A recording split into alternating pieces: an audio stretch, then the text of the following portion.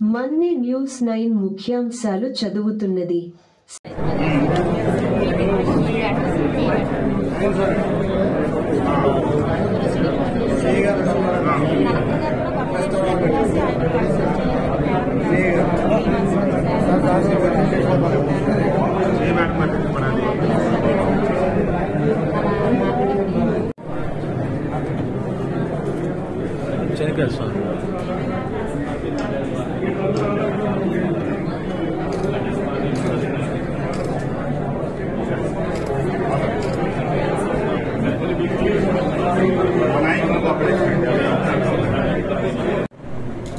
ఈరోజు ప్రభుత్వ విధానంలో భాగంగా శాసనసభ్యుల కార్యాలయాల్లో ప్రజా సమస్యల పరిష్కారానికి గ్రీవెన్స్ కార్యక్రమానికి శ్రీకారం చుట్టడం జరిగింది. మైలవరం పార్టీ కార్యాలయంలో అధికారులు మేమందరం కూర్చొని ఉదయం నుంచి ప్రజల నుంచి వచ్చే విజ్ఞాపనలన్నీ తీసుకుంటా ఉన్నాం.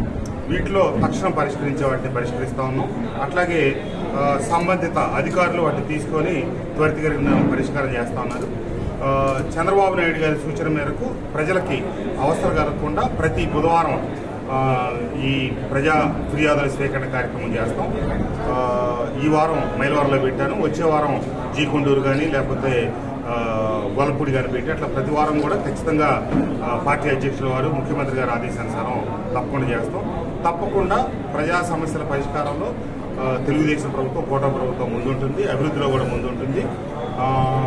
గడిచిన ఈ 9 మాసాల్లో 25 కోట్ల రూపాయలు గ్రామాల్లో అంతర్గత రహదారులకి డబ్బులు కేటాయించాం. వాటిలో దాదాపు 20 కోట్లు పైచీలకు 22 కోట్ల రూపాయల దాకా పనులు కూడా పూర్తయినాయి.